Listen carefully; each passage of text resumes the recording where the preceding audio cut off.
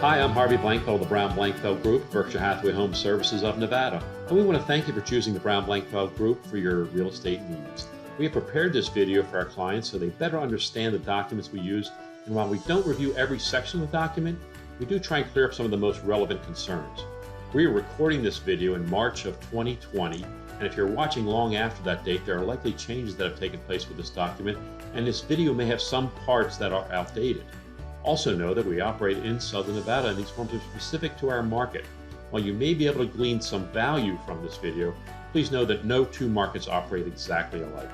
And finally, I need you to know that I'm not an attorney and none of what I'm saying should be interpreted as legal advice. This is the residential purchase agreement. This is a document prepared by Las Vegas Realtors, our local board, to help buyers present all of their terms to sellers when writing an offer on a residential property here. So let's just get right into it. And I'm going to talk to you about this document. First, it's on page 1. First of all, it's 10 pages. So let's get started. Page 1, first we just talk about who the buyers are, Mr. and Mrs. Buyer. They're identified here. The property they're going to be purchasing. The address is here in the following lines. And the property's tax ID number is right here. Then, of course, we have the offer price. In this case, it's $250,000. Then this line just below identifying the buyer and the property, you declare whether or not you're going to be a resident in that property. Are you going to be owner occupied? And if not, it's going to be an investment property. This is an important designation in that a lot of the financing that we provide for buyers these days is specific to owner occupant or not. So make sure you declare properly whether you're going to be residing in the property or intend to use it as an investment property. Moving on from there.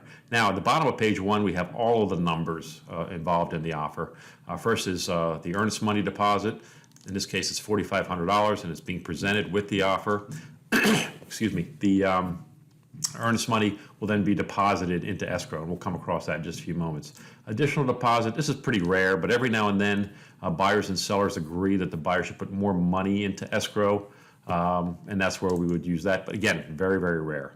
This is the amount that the buyer, this is the amount that the buyer is going to borrow from a lender. In this case, we're doing an FHA loan. I keep clicking too much here. This is going to be an FHA loan, and they're going to be borrowing $241,250. Simply identifies it. Beyond that, we have here, if the loan was going to be assumed, if it was an existing loan, we would use that here. That's pretty rare, but if the interest rates start to go up, we may see more of this. Beyond that, we have if an owner was going to carry papers for a buyer, if the seller was going to carry paper for a buyer, we would put that here. And we would, of course, have to add some significant paperwork to accommodate that.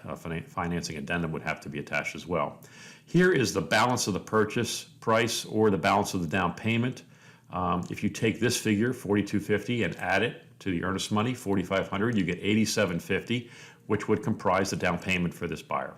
And all of these numbers on this page would add up to the total at the bottom of $250,000. That's page 1. At the bottom of each of these pages, you're going to see the names of the buyer or buyers, and you're going to see the address of the property that they're purchasing. Then at the bottom of each page, you'll also see a set of initials for buyers and for sellers. Now, on to page 2. On page 2, we have that the new loan application in this case is going to be completed within 2 business days of acceptance. This just means the buyer is going to get the documents to the lender. Hopefully the buyer has already worked on getting these documents or getting their loan approved, and then this would be the last piece of that puzzle. So that I'm hoping that the buyer would have done a lot of work in advance of writing this offer. We would want to submit a loan approval letter with the offer when we send it over to the seller. Next, we have some important contingencies. First is the appraisal contingency. In this case, we've asked for 20 days to complete that, which means that we not only have to have the appraisal done, but if it did not come in at value, we need the buyer and the seller to agree on how to handle that. Is the buyer going to come in with additional cash? Is the seller going to reduce their price? Are they going to meet somewhere in the middle? How is that going to be resolved? Whatever resolution they come up with has to be done and agreed upon within 20 days. And this line is very important. You're going to see this several times with all the contingencies. If the residential purchase agreement is not canceled in writing on or before the appraisal deadline in this case, the buyer shall deem to have waived the appraisal contingency. This means that if you don't get your appraisal done within 20 days, and if it comes in low and you need to have it negotiated with the seller within that 20 days as well. If not, the buyer would likely have to ask for an extension And in that case, ask for more time to get that done. Hopefully the seller would agree to it. If not, the buyer may have to cancel the agreement or put their earnest money at risk. Next would be the loan contingency. In this case, we've asked for 24 days, and these are calendar days, to approve the loan. And in this timeline, the lender needs to complete all of the processes necessary to approve the loan. Again, it has that same statement below it. So if it's not done in that timeline, the buyer will deem to have waived that contingency. If this was a cash purchase, normally we would submit what we call proof of funds with the offer to show the seller that the buyer is able to pay cash for the property. And this identifies, so if it was a cash purchase, we might put 0 or 1 business day there, but this tells how many days the buyer will provide that to the seller. If this property was contingent upon the buyer selling their existing home in order to be able to buy this home, we would mark this one here. We would check this box. And then we would have to attach what's called a contingent upon sale addendum. Now, this is a document that identifies all of the terms of the existing escrow. Hopefully, it's an existing escrow that the buyer needs to complete before they can complete this purchase. If the buyer is selling their own home before they buy this one and needs the funds from that to do this, the further along you are, the better off you're going to be, and the seller will be a little less wary and more certain that you're going to be able to close the deal. Fixtures and personal property, a very important part of this document. This identifies all of the things that are going to stay with the home, all of the items that stay, all of the ceiling fans, you'll see plumbing, heating fixtures, the appliances. The only appliances that don't normally automatically stay would be the refrigerator, washer, and dryer, and those 3, in this case, the buyer has asked those to stay as well. I want to point out an important part of this section that could get overlooked.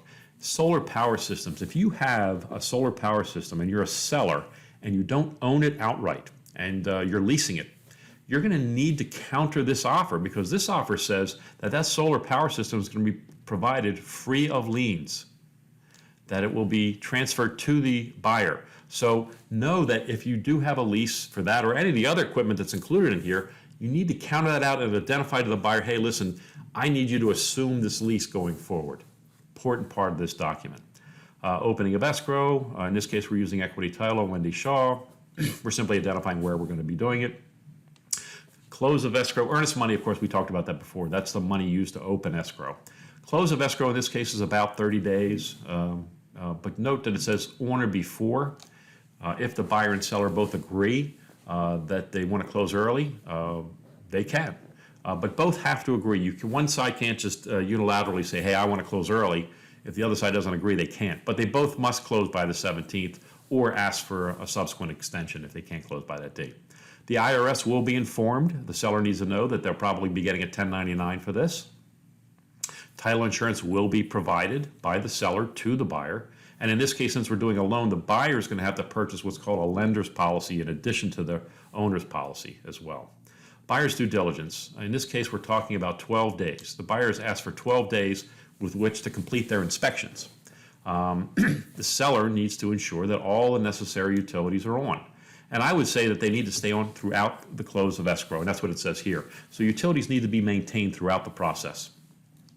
The seller can then transfer them after close of escrow, or at close of escrow for that matter. The property inspection is to be done during the due diligence period. The buyer has a right to cancel or resolve these objections within that due diligence time frame, but only within that time frame. So it's important to note, like this line here, again, buyer shall be deemed to have waived the due diligence condition. And when will they do that? If they fail to cancel the agreement or to resolve with seller any objections they have to the inspection. That all needs to be done, in this case, within the 12 days. The 12 days is not just to do the inspection, but it's to resolve any issues as a result of the inspection.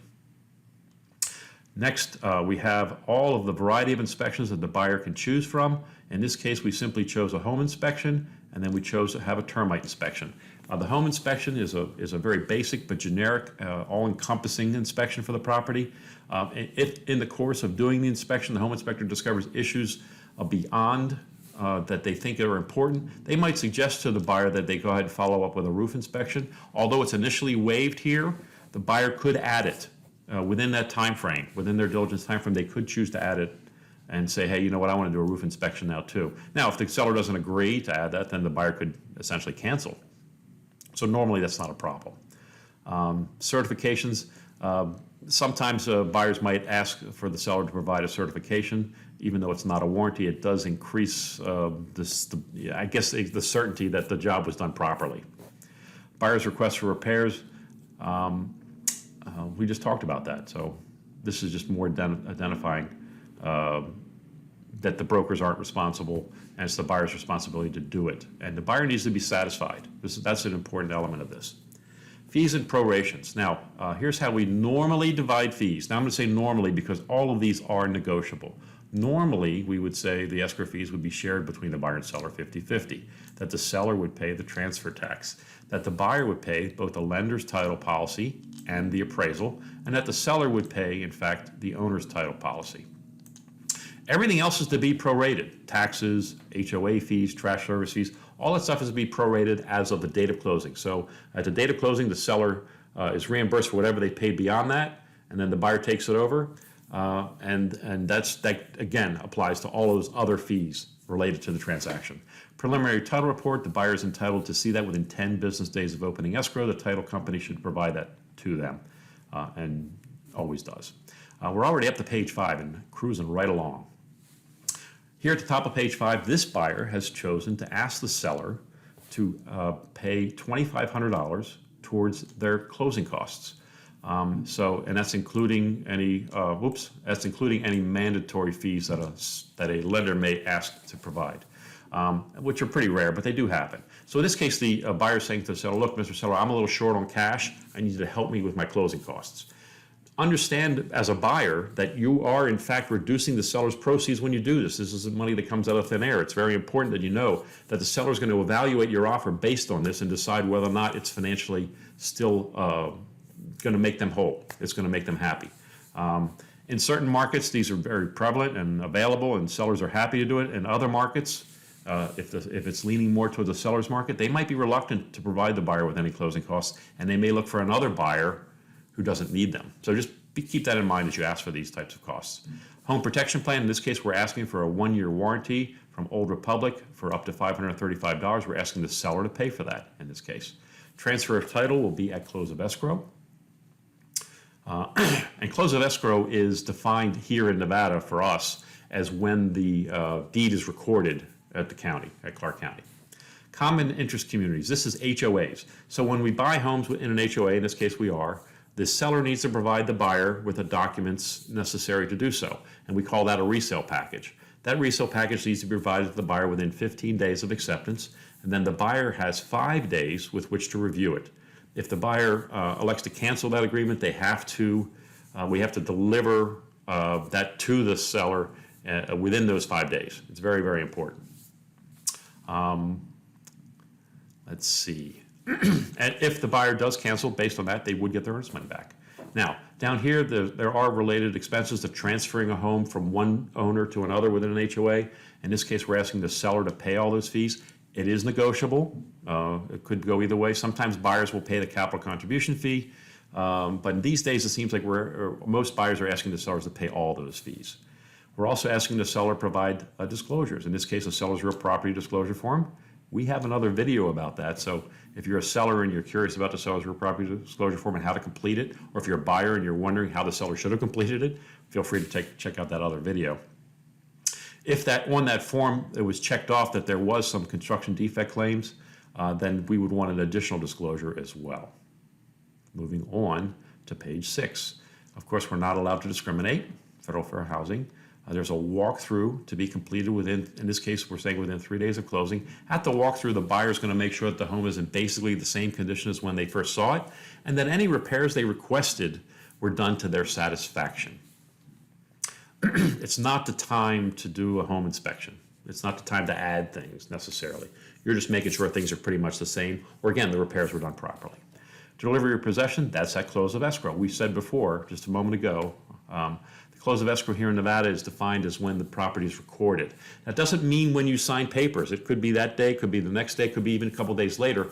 Several things have to happen for that to go through. The lender has to fund the buyer. You have to bring your money to escrow as well, and usually that's in the form of a wire because we're a good fund state.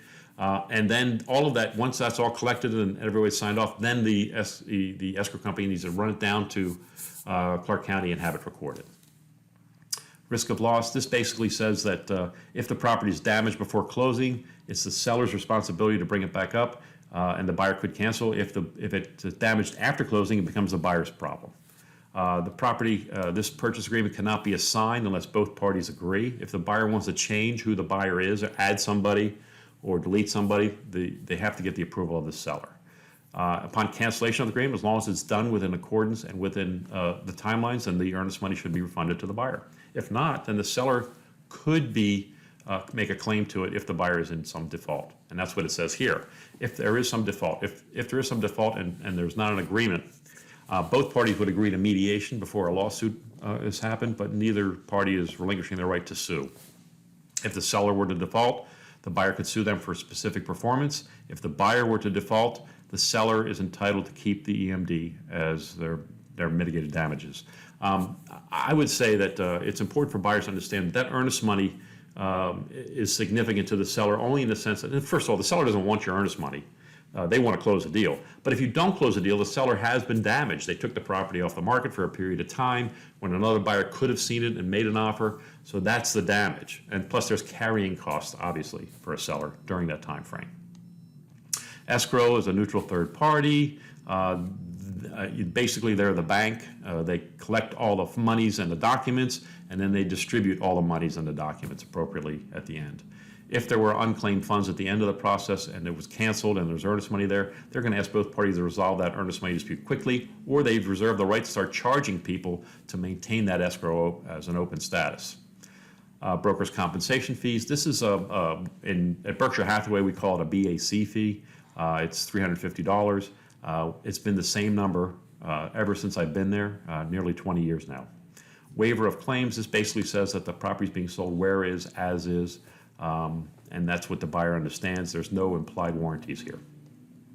Now we have definitions and abbreviations. There's lots of acronyms in real estate. I probably used a few in describing this. If you need their definition, they're here on page 8 of the document. Signatures and deliveries. This basically says that it's okay to use electronic signatures. Once documents are delivered to the other party, they're considered received. 1031 property exchange. This is only for investors. If you're buying as an owner-occupant, it doesn't apply. And if you want more information on 1031 property exchange, you're going to need to call, and we'll be able to walk you through that. Other essential terms, this basically says time is of the essence, and no changes should be made to this agreement without being in writing. Anything that's said verbally doesn't count. One of the first things we learn in real estate, until it's written, it doesn't count. And this says a legally binding contract. These capital letters, bold letters, mean it's important that you understand it. If you don't, we would encourage you to, get the advice of legal counsel or an accountant or somebody you want to. By all means, do that. But this is a document we use for virtually every transaction here in Southern Nevada. There's no addendums attached to this. There's no additional terms made here. Down at the bottom, we're identifying myself, in this case, as the buyer's agent.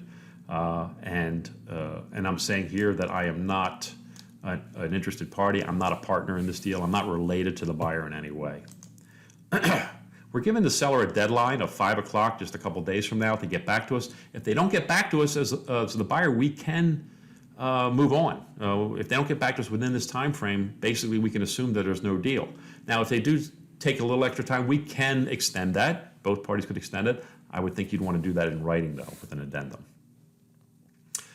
And now we get to the seller's response page, which is on page 10. Here we're identifying the seller's agent, which happens to be me again. That's pretty rare, though, I will say. In this case, I'm representing both parties. So we would have what we call a consent to act involved in this as well. That's another form. Down here it says whether or not I'm a party to the transaction. Do I have an interest? Am I a partner? And or do I have some relation to the seller? This is FIRPTA. This is if the seller is a foreign national. It's very important that be disclosed. If not, there could be tax consequences to the buyer. So it's very important we understand that. Down here, the seller's telling us whether they accept, whether they counter, or whether they reject the offer. If they countered it, they'd send back a counter offer. And they're saying they agree to all the terms within this agreement except for those items that they've changed in the counteroffer. This is where the seller would sign and date, and that is our residential purchase agreement that is provided here by the Las Vegas Realtors, our local board. I hope this was informative for you. I hope you found this video helpful. Feel free to review our other videos at www.brownblankfeld.com. Once again, thanks for choosing the Brown Blankfeld Group for your real estate needs. And if you ever have any questions, just call or text me at 702-203-1165.